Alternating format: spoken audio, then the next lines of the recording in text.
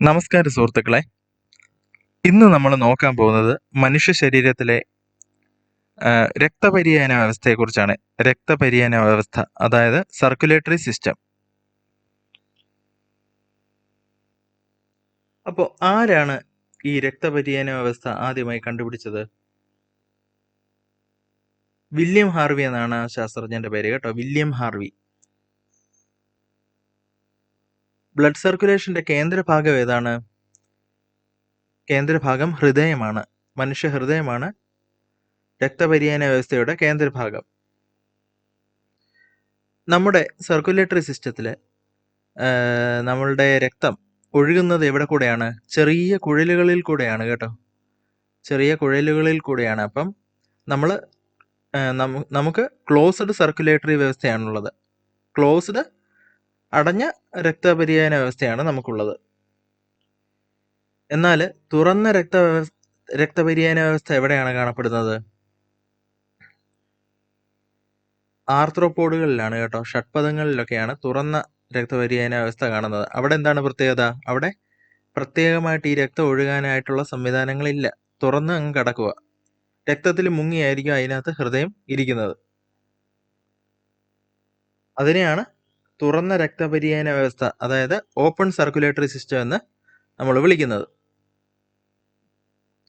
രക്തത്തെക്കുറിച്ചുള്ള പഠനശാഖ എങ്ങനെയാണ് അറിയപ്പെടുന്നത്?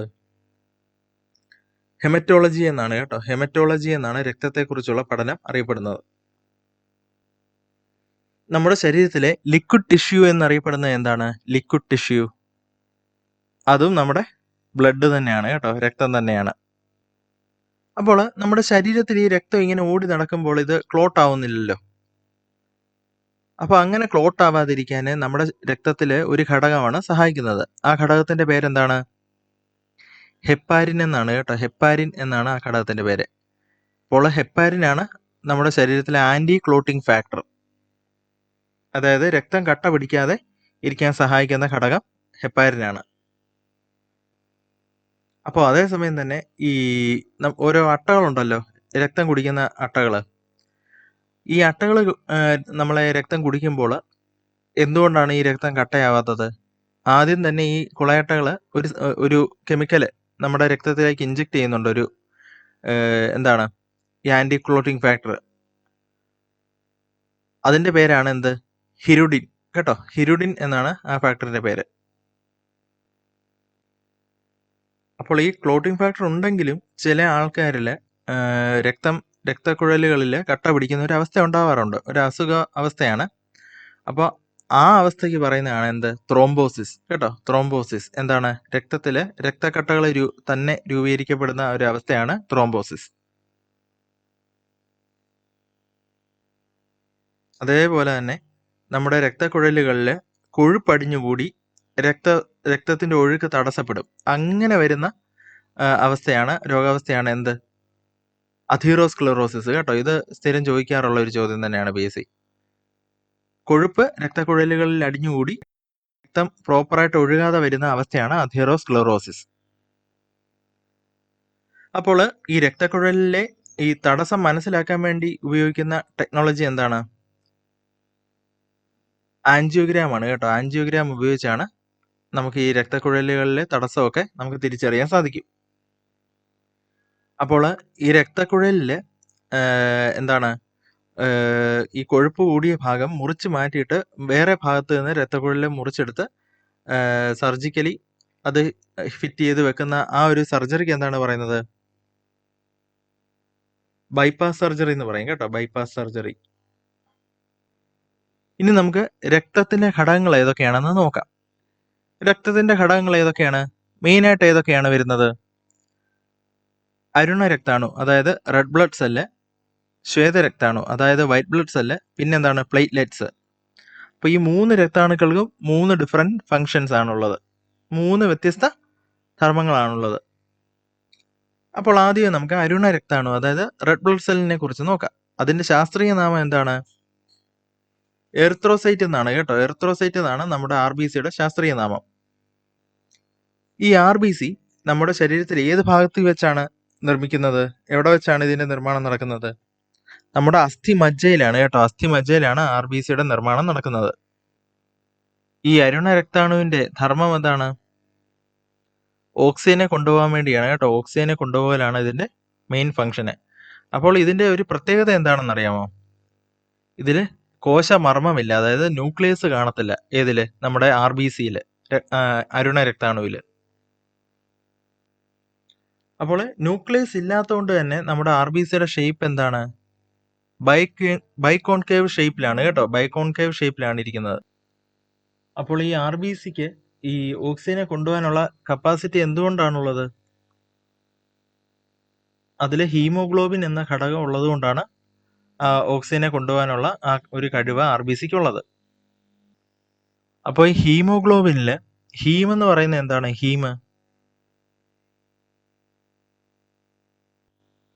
അപ്പോൾ ഹീമോഗ്ലോബിനിലെ ഹീം എന്ന് പറയുന്ന ഭാഗം ഇരുമ്പടങ്ങിയ ഒരു ഘടകമാണ്. അതേസമയം ഗ്ലോബിൻ എന്താണ്? ഗ്ലോബിൻ ഒരു പ്രോട്ടീനാണ് കേട്ടോ, പ്രോട്ടീൻ. ഹീമോഗ്ലോബിനിൽ അടങ്ങിയിരിക്കുന്ന ധാതു ഏതാണ്? അത് ഇരുമ്പാണ്, അയണാണ് കേട്ടോ.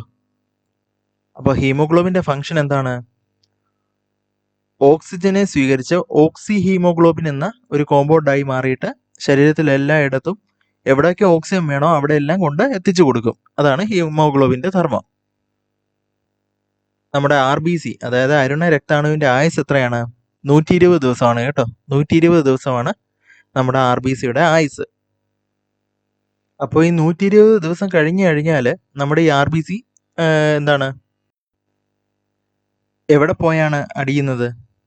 അതിന്റെ ജീവൻ നഷ്ടപ്പെടുമ്പോൾ പ്ലീഹ എന്ന് പറയും കേട്ടോ. പ്ലീഹ എന്ന അവയവത്തിലാണ് നമ്മുടെ RBC അതിന്റെ ആയുസ് കഴിയുമ്പോൾ പോയി അടിയുന്നത്. അപ്പോൾ RBCയുടെ അരുണ രക്താണുക്കളുടെ ശവപ്പറമ്പ് എന്നറിയപ്പെടുന്ന അവയവം ഏതാണ്?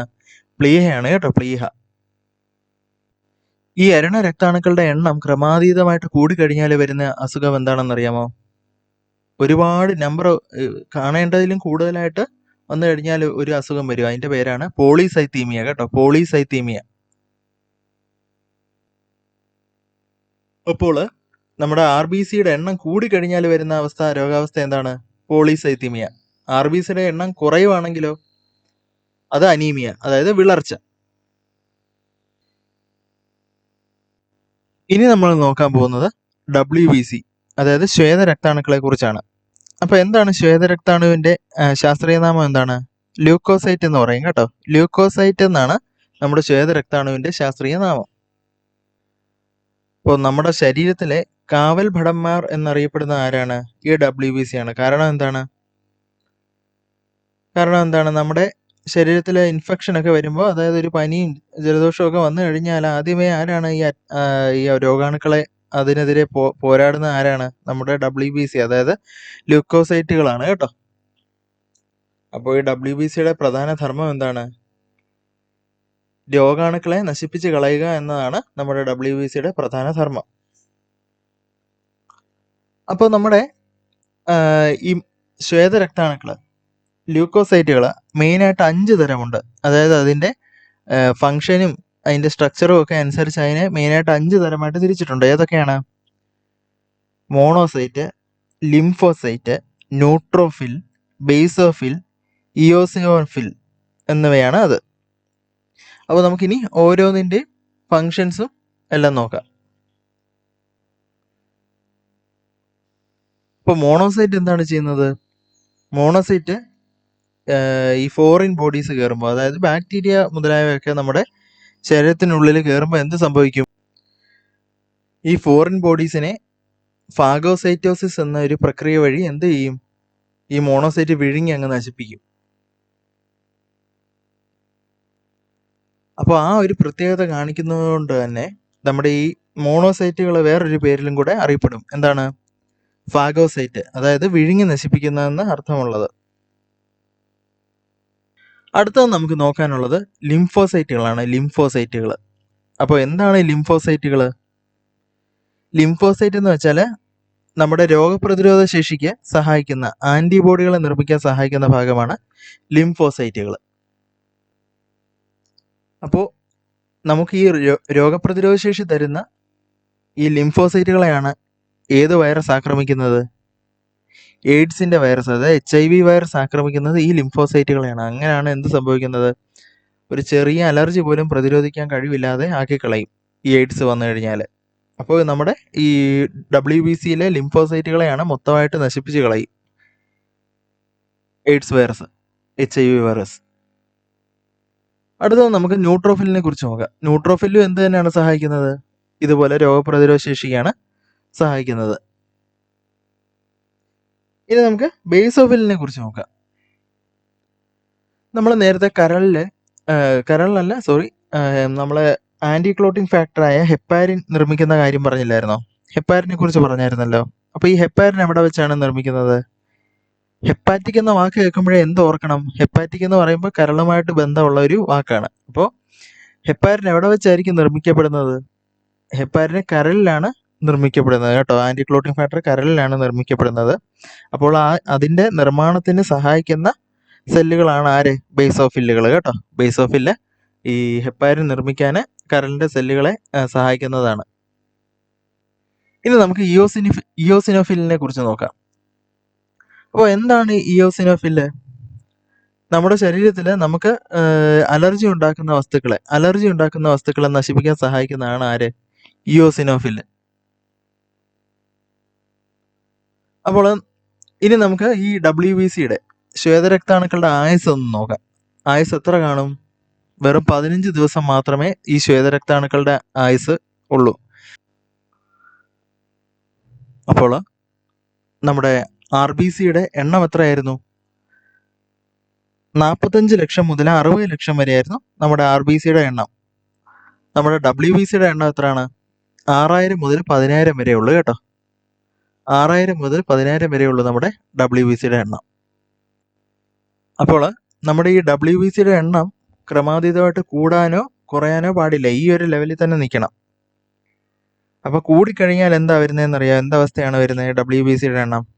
ലൂക്കിയമിയ അഥവാ ബ്ലഡ് ക്യാൻസർ എന്ന അവസ്ഥയാണ് WBCയുടെ എണ്ണം കൂടിക്കഴിഞ്ഞാൽ സംഭവിക്കുന്നത്.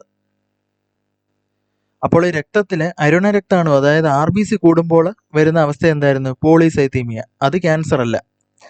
പക്ഷേ WBCയുടെ എണ്ണം ക്രമാതീതമായിട്ട് കൂടുമ്പോൾ വരുന്ന അവസ്ഥയായ ലൂക്കീമിയ എന്താണ്? അത് ബ്ലഡ് ക്യാൻസർ ആണ് കേട്ടോ.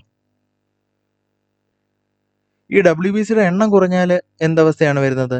ല്യൂക്കോപ്പീനിയ എന്ന് പറയും കേട്ടോ.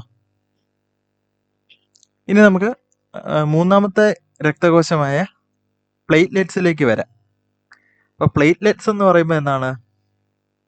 അതിൻ്റെ ശാസ്ത്രീയ നാമം എന്താണ്? ത്രോംബോസൈറ്റുകൾ എന്നാണ് കേട്ടോ. ത്രോംബോസൈറ്റുകളാണ്. ഈ ത്രോംബോസൈറ്റിന്റെ പ്രധാന ധർമ്മം എന്താണ്? രക്തത്തെ കട്ട പിടിക്കാൻ സഹായിക്കുന്നതാണ് എന്ത്? ത്രോംബോസൈറ്റുകൾ. ഈ ത്രോംബോസൈറ്റുകളുടെ ആയുസ് എത്രയാണ്? വെറും 7 ദിവസം മാത്രമാണ് ഈ ത്രോംബോസൈറ്റുകളുടെ ആയുസ് കേട്ടോ. അപ്പോൾ നമ്മൾ നമ്മുടെ 3 തരം രക്തകോശങ്ങളെ കുറിച്ചും പറഞ്ഞു കഴിഞ്ഞു. അപ്പോൾ നമ്മുടെ രക്തത്തിൽ, അതായത് ചോരയിൽ ഈ രക്തകോശങ്ങൾ മാത്രമേ ഉള്ളൂ. അതിനകത്ത് എന്താണ്, ഒരു ദ്രാവക ഭാഗം കൂടെ ഉണ്ട്. ആ ദ്രാവക ഭാഗമാണ് എന്താണ് അറിയപ്പെടുന്നത്? ദ്രാവഭാഗം പ്ലാസ്മ എന്നാണ് കേട്ടോ. ഈ ദ്രാവക ഭാഗം, അതായത് ലിക്വിഡ് ഭാഗം അറിയപ്പെടുന്നത്. ഈ പ്ലാസ്മയ്ക്കകത്താണ് ഈ സെല്ലുകളെല്ലാം കൂടെ സസ്പെൻഡ് ചെയ്ത് വെച്ചിരിക്കുന്നത്. എന്തിനകത്താണ്? ഈ ദ്രാവകത്തിലാണ്, പ്ലാസ്മയിലാണ്. PSCയുടെ ഒരു സ്ഥിരം ക്വസ്റ്റ്യൻ ആണ് പ്ലാസ്മയുടെ നിറം എന്താണെന്ന് ഉള്ളത്. എന്താണ് പ്ലാസ്മയുടെ നിറം? ഇളം മഞ്ഞയാണ് കേട്ടോ. ഇളം മഞ്ഞ. നേരത്തെ ഒരു LGS എക്സാമിന് ഇതിന് ചോദിച്ചിരുന്നു പ്ലാസ്മയുടെ നിറം എന്താണെന്ന്. അപ്പോൾ അന്ന് ആ ഓപ്ഷനിൽ എന്താണ്, വൈക്കോലിന്റെ നിറം എന്നാണ് കൊടുത്തിരുന്നത്, അതായത് ഇളം മഞ്ഞ. ഈ രക്തത്തിൽ പ്ലാസ്മയുടെ അളവ് എത്രത്തോളം ഉണ്ട്?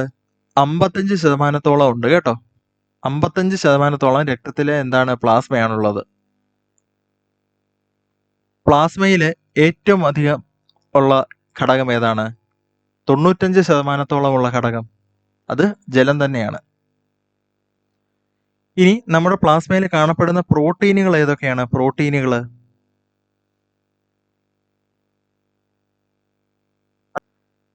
ആൽബുമിൻ, ഗ്ലോബുലിൻ, ഫൈബ്രിനോജൻ എന്നീ 3 പ്രോട്ടീനുകളാണ് പ്ലാസ്മയിൽ കാണപ്പെടുന്നത്. ഈ 3 എണ്ണത്തിൻ്റെയും ഫംഗ്ഷൻ എന്തൊക്കെയാണ്? നമ്മുടെ ശരീരത്തിലെ രക്തസമ്മർദ്ദം, അതായത് BP ക്രമീകരിക്കാൻ സഹായിക്കുന്ന പ്രോട്ടീൻ ഏതാണ്? പ്ലാസ്മ പ്രോട്ടീൻ ഏതാണ്? ആൽബൂമിൻ ആണ് കേട്ടോ. ആൽബൂമിൻ ആണ് നമ്മുടെ BP ക്രമീകരിക്കാൻ സഹായിക്കുന്ന പ്രോട്ടീൻ, പ്ലാസ്മ പ്രോട്ടീൻ. അതേസമയം ഗ്ലോബുലിൻ എന്തിനാണ് സഹായിക്കുന്നത്? ഗ്ലോബുലിൻ പ്രോട്ടീൻ രോഗപ്രതിരോധത്തിനാണ് ഗ്ലോബുലിൻ സഹായിക്കുന്നത്. ഫൈബ്രിനോജന്റെ ഫംഗ്ഷൻ എന്താണ്? രക്തം കട്ട പിടിക്കാൻ സഹായിക്കുന്നതാണ് നമ്മുടെ ഫൈബ്രിനോജന്റെ ഫംഗ്ഷൻ. അപ്പോൾ രക്തം കട്ട പിടിക്കാൻ സഹായിക്കുന്ന കോശങ്ങൾ ഏതാണ്? അത് ത്രോംബോസൈറ്റ്, അതായത് പ്ലേറ്റ്ലെറ്റുകളാണ്. അതേസമയം തന്നെ രക്തം കട്ട പിടിക്കാൻ സഹായിക്കുന്ന ധാതു ഏതാണ്? അത് കാൽസ്യമാണ്. രക്തം കട്ട പിടിക്കാൻ സഹായിക്കുന്ന ജീവകം, അതായത് വൈറ്റമിൻ ഏതാണ്? അത് K ആണ് കേട്ടോ, വൈറ്റമിൻ K ആണ്. അടുത്തതായിട്ട് നമുക്ക് മനുഷ്യ ശരീരത്തിലെ ഗ്രൂപ്പുകളെ കുറിച്ച് നോക്കാം. മനുഷ്യ ശരീരത്തിൽ മെയിനായിട്ട് എത്ര ഗ്രൂപ്പുകളുണ്ട്? എത്ര രക്തഗ്രൂപ്പുകളുണ്ട്? 4 ഗ്രൂപ്പുകളാണ് കേട്ടോ, 4 ഗ്രൂപ്പാണ് ഉള്ളത്. ആദ്യമായിട്ട് ലോകത്തിലെ രക്തഗ്രൂപ്പ് നിർണയിച്ച ആരാണ്? കാൾ ലാൻഡ്സ്റ്റൈനർ എന്ന സയന്റിസ്റ്റ് ആണ് കേട്ടോ, കാൾ ലാൻഡ്സ്റ്റൈനർ. അപ്പോൾ ഏതൊക്കെയാണ് ഈ 4 രക്തഗ്രൂപ്പുകൾ? Group A, group B, group AB, group O എന്നിവയാണ് അത്. ലോകത്തിൽ ഏറ്റവും കൂടുതൽ ആൾക്കാർക്കുള്ള രക്തഗ്രൂപ്പ് ഏതാണ്? രക്തഗ്രൂപ്പ് O ആണ് കേട്ടോ. ഏറ്റവും റയർ ഏതാണ്? AB നെഗറ്റീവ് ആണ് കേട്ടോ. ഏറ്റവും കുറവായിട്ട് ഉള്ള ഒരു ഗ്രൂപ്പ് ഏതാണ്? ഏറ്റവും റയർ ആയിട്ടുള്ള ഒരു ഗ്രൂപ്പ്, അത് ബോംബെ ഗ്രൂപ്പ് എന്ന് പറയും കേട്ടോ. സെപ്പറേറ്റ് ആയിട്ട് തന്നെയുള്ള ഒരു ഗ്രൂപ്പാണ് ബോംബെ ഗ്രൂപ്പ്. അപ്പോൾ നമ്മൾ ഈ രക്തഗ്രൂപ്പുകൾ നോക്കുമ്പോൾ അതിനകത്ത് A പോസിറ്റീവ്, B പോസിറ്റീവ്, അല്ലെങ്കിൽ A നെഗറ്റീവ്, B നെഗറ്റീവ് എന്നൊക്കെ പറയുമല്ലോ. അപ്പോൾ ഈ നെഗറ്റീവും പോസിറ്റീവും ഒക്കെ പറയുന്നത് എന്ത് ഘടകത്തിന്റെ ബേസിലാണ്? RH ഫാക്ടർ എന്ന് പറയും കേട്ടോ. RH ഘടകം എന്ന ഒരു ഫാക്ടറിന്റെ ബേസിലാണ് എന്ത് പോസിറ്റീവ് നെഗറ്റീവ് എന്നും പറയുന്നത്. അതായത് ഈ RH ഘടകം ഉള്ള ബ്ലഡ് ഗ്രൂപ്പ് ആണെങ്കിൽ അത് പോസിറ്റീവ്, RH ഘടകം ഇല്ലാത്ത ബ്ലഡ് ആണെങ്കിൽ അത് നെഗറ്റീവ് എന്നും പറയും. അപ്പോൾ ഈ RH ഘടകവും കണ്ടുപിടിച്ചത് ആര് തന്നെയാണ്? ഈ കാൾ ലാൻഡ്സ്റ്റൈനർ തന്നെയാണ് RH ഘടകവും കണ്ടുപിടിച്ചത്. അപ്പോൾ നമ്മൾ ഈ രക്തഗ്രൂപ്പിന്റെ കാര്യം നോക്കുമ്പോൾ എല്ലാവർക്കും രക്തം ഡൊണേറ്റ് ചെയ്യാൻ പറ്റുന്ന ഗ്രൂപ്പുകാരാരാണ്? എല്ലാവർക്കും രക്തം കൊടുക്കാൻ പറ്റുന്ന ഗ്രൂപ്പുകാർ ഗ്രൂപ്പ് O ആണ് കേട്ടോ. O ഗ്രൂപ്പുകാർക്ക് എല്ലാവർക്കും രക്തം കൊടുക്കാൻ പറ്റും. അതുകൊണ്ട് തന്നെ അവരെ എന്താണ് അറിയപ്പെടുന്നത്? യൂണിവേഴ്സൽ ഡോണർ എന്നാണ് അറിയപ്പെടുന്നത് കേട്ടോ. അതായത് സാർവിക ദാതാവ് എന്നറിയപ്പെടുന്ന ബ്ലഡ് ഗ്രൂപ്പുകാരാരാണ്? O ഗ്രൂപ്പുകാരാണ്. അതേസമയം തന്നെ എല്ലാ ബ്ലഡുകാരുടെ നിന്നും രക്തം സ്വീകരിക്കാൻ പറ്റുന്നത് സാർവിക സ്വീകർത്താവ് ആരാണ്? യൂണിവേഴ്സൽ റിസീവർ ആരാണ്? AB ഗ്രൂപ്പുകാരാണ് കേട്ടോ, AB ഗ്രൂപ്പുകാർ. അപ്പോൾ യൂണിവേഴ്സൽ ഡോണർ O ഗ്രൂപ്പും യൂണിവേഴ്സൽ റിസീവർ ആരാണ്? AB ഗ്രൂപ്പും. ഇനി നമുക്ക് നോക്കാനുള്ളത് ഓരോ ബ്ലഡ് ഗ്രൂപ്പിലും ഏതൊക്കെ ആന്റിജനും ആന്റിബോഡിയും ഉണ്ടെന്നാണ്. അപ്പോൾ നമുക്ക് ആദ്യമേ A ഗ്രൂപ്പിനെ കുറിച്ച് നോക്കാം. A ഗ്രൂപ്പിൽ ഏതാണ് ആന്റിജൻ ഉള്ളത്? ആന്റിജൻ A തന്നെയാണുള്ളത് കേട്ടോ. A ഗ്രൂപ്പിൽ ആന്റിജൻ A തന്നെയാണുള്ളത്. ആന്റിബോഡി ഏതാണുള്ളത്? ആന്റിബോഡി B ആണുള്ളത് കേട്ടോ, ആന്റിബോഡി B. അപ്പം A ഗ്രൂപ്പുകാരിൽ ആന്റിജൻ A ഉണ്ട്, ആന്റിബോഡി B ഉണ്ട്. ഇനി ഗ്രൂപ്പ് ബിയിലെ കാര്യം നോക്കാം. ഗ്രൂപ്പ് B എടുക്കുമ്പോൾ അതിനകത്ത് എന്തായിരിക്കും ആന്റിജൻ ഉള്ളത്? ആന്റിജൻ B ആണുള്ളത് കേട്ടോ. ആന്റിജൻ സെയിം തന്നെയാണ് ഇവിടെ. അപ്പം ഗ്രൂപ്പ് Aയിൽ ആന്റിജൻ A, ഗ്രൂപ്പ് Bയിൽ ആന്റിജൻ B. അപ്പോൾ അവിടെ ഗ്രൂപ്പ് Bയിൽ ഉള്ള ആന്റിബോഡി ഏതാണ്? ഗ്രൂപ്പ് Bയിലുള്ള ആന്റിബോഡി A ആണ് കേട്ടോ. ആന്റിബോഡി A ആണ് ഗ്രൂപ്പ് B ബ്ലഡിലുള്ളത്. അപ്പോൾ അത് എളുപ്പമാണ് നമുക്ക് ഓർത്ത് വെക്കാൻ. കാരണം എന്താ, ഗ്രൂപ്പ് Aയിൽ ആന്റിജൻ A ഉണ്ട്, അതിൻ്റെ ഓപ്പോസിറ്റ് വരുന്നത് ആന്റിബോഡി വരുന്നത് B ആണ്. ഗ്രൂപ്പ് Bയിൽ എന്താണ് ആന്റിജൻ വരുന്നത്? അത് B തന്നെയാണ്. പിന്നെന്താ, ആന്റിബോഡി A ആണ് വരുന്നത്. ഇപ്പോൾ കൂടുതലും PSC എക്സാമുകളിൽ ചോദിച്ചു വരുന്നത് ഈ ABയിലെയും Oയുടെയും കാര്യമാണ് ചോദിച്ചു വരുന്നത്. അപ്പോൾ 2 ആന്റിജനുള്ള ഗ്രൂപ്പ് ഏതാണെന്ന് ചോദിക്കും. അത് ഏതാണ്? 2 ആന്റിജനുള്ള ഗ്രൂപ്പ് AB ആണ് കേട്ടോ. ABയിൽ 2 ആന്റിജനും ഉണ്ട്. അപ്പോൾ അവിടെ ആന്റിബോഡി ഉണ്ടോ? ഇല്ല. അപ്പോൾ ആന്റിബോഡി ഇല്ലാത്ത ഗ്രൂപ്പ് ഏതാണ്? AB ആണ് കേട്ടോ. ABയിൽ ആന്റിജൻ Aയും ഉണ്ട്, ആന്റിജൻ Bയും ഉണ്ട്, ആന്റിബോഡി ഒന്നും തന്നെ ഇല്ല. അടുത്തത് നമുക്ക് നോക്കാനുള്ളത് ഗ്രൂപ്പ് O ആണ്. ഗ്രൂപ്പ് Oയിൽ എന്താണ് പ്രത്യേകത? Oയിൽ ആന്റിജൻ Aയും ഇല്ല, ആന്റിജൻ Bയും ഇല്ല. ആന്റിജൻ Aയും ഇല്ല, ആന്റിജൻ Bയും ഇല്ല. പക്ഷെ ആന്റിബോഡി Aയും Bയും ഉണ്ട് കേട്ടോ.